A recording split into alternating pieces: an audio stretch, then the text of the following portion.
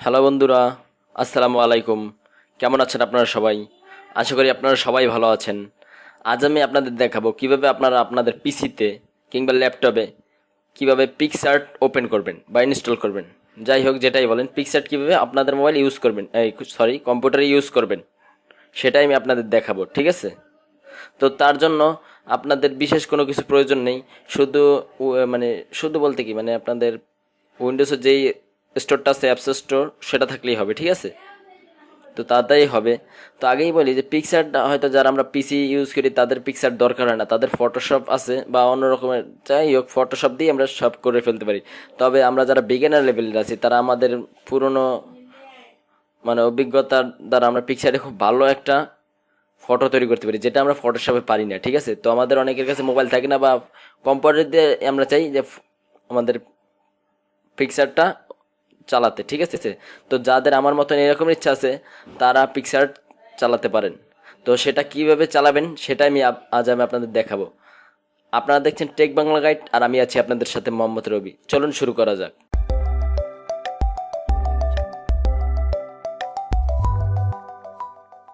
তো তার জন্য আপনাদের প্রথমে উইন্ডোজের অ্যাপ স্টোরে যাবেন। অ্যাপ স্টোরে যাওয়ার পর সার্চে ক্লিক করবেন। সার্চে ক্লিক করার পরে লিখবেন PICSART, পিক্সার্ট লিখবেন। লেখার পরে যে প্রথমে পিক্সারটি আসবে, ঠিক আছে? তো এটা আপনার ওপেন করবেন। ওপেন করার পর আপনাদের ঠিক মোবাইলে এইরকম লেখা PicsArt photo studio, collage maker and pic editor, ঠিক আছে? তারপর get start, add to cart, ঠিক আছে? তো যেরকম যা লেখা হোক, তারপর আপনারা লঞ্চে ক্লিক করবেন। এখানে লঞ্চে ক্লিক করবেন। লঞ্চে ক্লিক করার পর আপনাদের এরকম ওপেন হবে। এখন বলতে পারেন যে আমার তো এখানে পিক্সার্ট আছে, তাই লঞ্চ লেখা আসছে।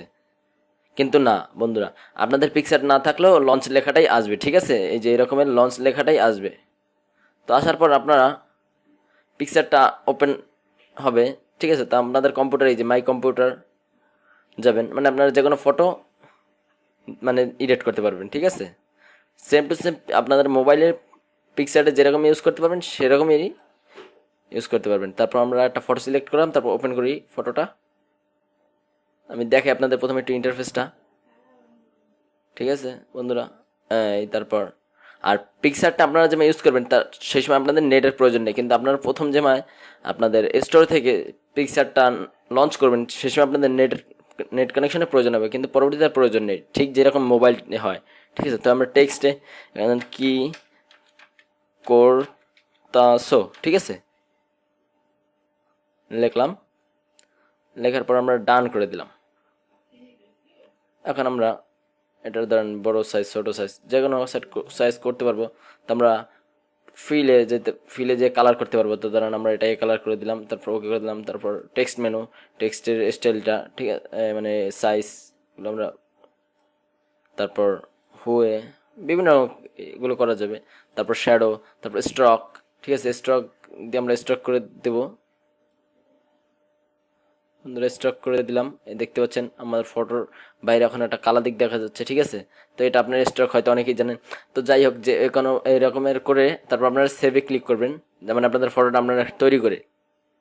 তারপর আপনারা সেভে ক্লিক করবেন। সেভে ক্লিক করার পরে এই যে আপনারা কোনখানে ফাইলটা করবেন, সেভ করবেন। তো আমি প্রথম ফাইলের নামটা দিয়ে দিই। আমার এখানে ফাইলের নামটা কে ও, ঠিক আছে? দেওয়ার পর আমরা সেভ করে দিব। এই যে দেখতে পাচ্ছেন বন্ধুরা, ফটোটা আমার এই যে এখানে শো করতেছে, ঠিক আছে? তো বন্ধুরা এভাবে সেভ করতে পারবেন। আর তারপর কিন্তু পরবর্তীতে কেটে দিলে কিন্তু পিক্সারটা থাকবে না। কিন্তু পিক্সারটা কীভাবে রাখবেন আমি এখন সেটা দেখে আপনাদের। তারপর পিক্সারের এখানে এসে আপনার নিচে এসে মাউসের রাইট বাটনে ক্লিক করবেন। রাইট বাটনে ক্লিক করার পর প্রথম পিক্সার লেখা থাকবে, তারপর আনপিন ফ্রম টাস্কবার।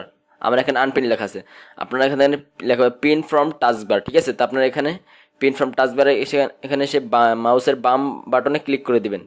তো ঠিক আছে, তারপরে আপনাদের এখানে লেখা আসবে আনপিন ফ্রম টাস্কবার, তাহলেই হয়ে যাবে, ঠিক আছে? তারপর আপনারা আর লঞ্চ করতে হবে না বারে বারে, ঠিক আছে? একবার লঞ্চ করলেই হয়ে যাবে।